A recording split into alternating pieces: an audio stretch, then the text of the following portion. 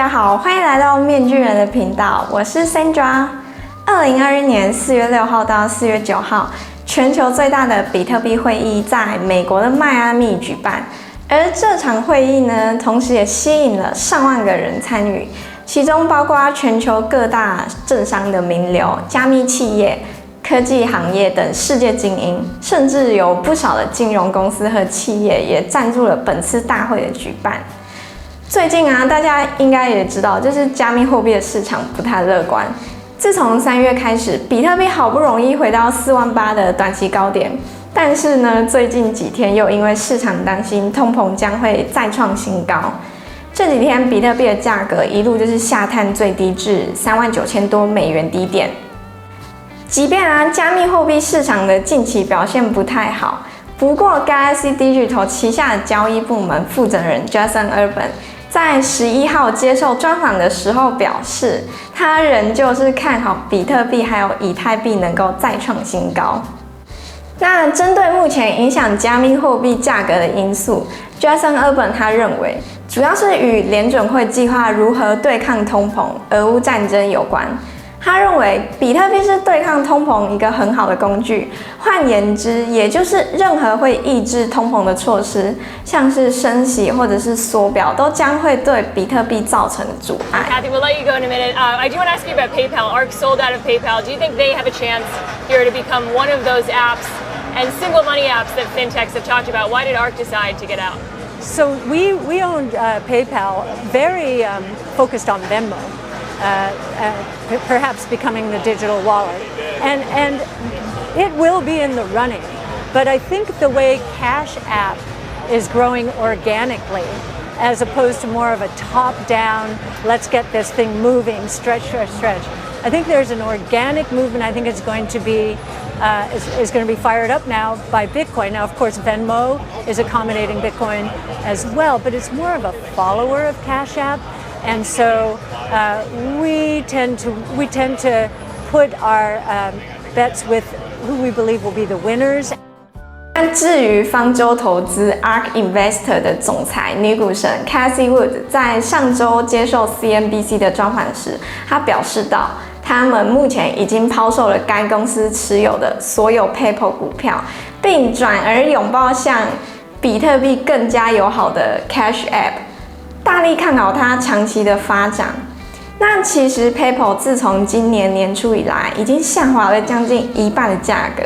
相较于 Block， 虽然说也呈现就是下滑趋势，但还不至于像 PayPal 一样下滑接近腰斩的地步。Cash App 是 Block 公司开发的一个支付应用程式，它的前身又叫做 Square。自从去年12月改名为 Block， 象征公司耕耘区块链支付的决心之后呢 ，Block 也积极的开发在加密领域中的各项应用。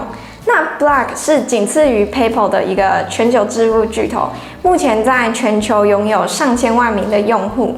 在前几天的迈阿密比特币会议中 ，Cash App 发表了就是持有 Cash Card 的用户能够自动的将部分或者是全部的存款以及薪水转换投资到比特币中，而这项功能呢就被称为用比特币支付。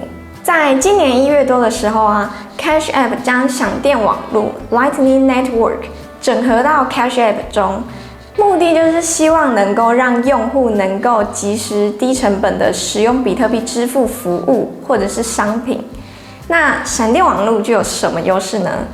大家应该都知道，典型的比特币主网交易可能会需要花费较长的时间来处理，而且还会收取就是更高的手续费。而闪电网络是建立在比特币之上的第二层网络，它的交易独立于区块链之下，这不但有助于减少手续费，交易时间和能源的使用也能够有效的下降。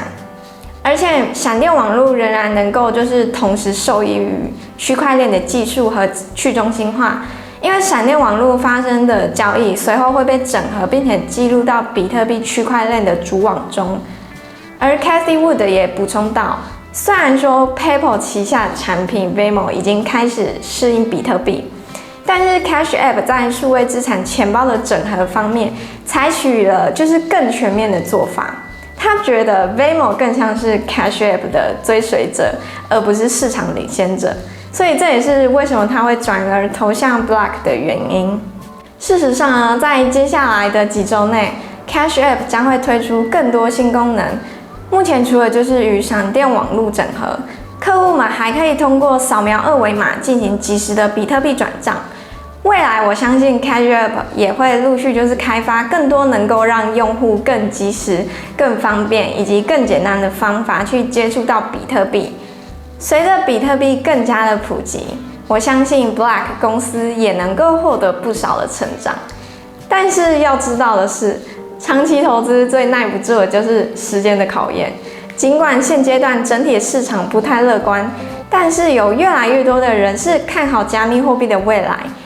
如果你手中持有的是现货，我认为其实也不用过度恐慌，毕竟市场总是有涨有跌嘛。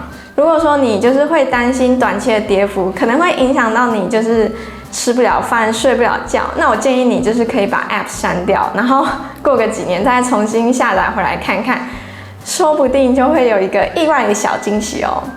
好啦，那以上就是这期节目对于区块链新闻的小小分享。喜欢的朋友们可以帮我订阅面具人频道，这样才不会错过每天最新的分享。我们下期再见，拜拜。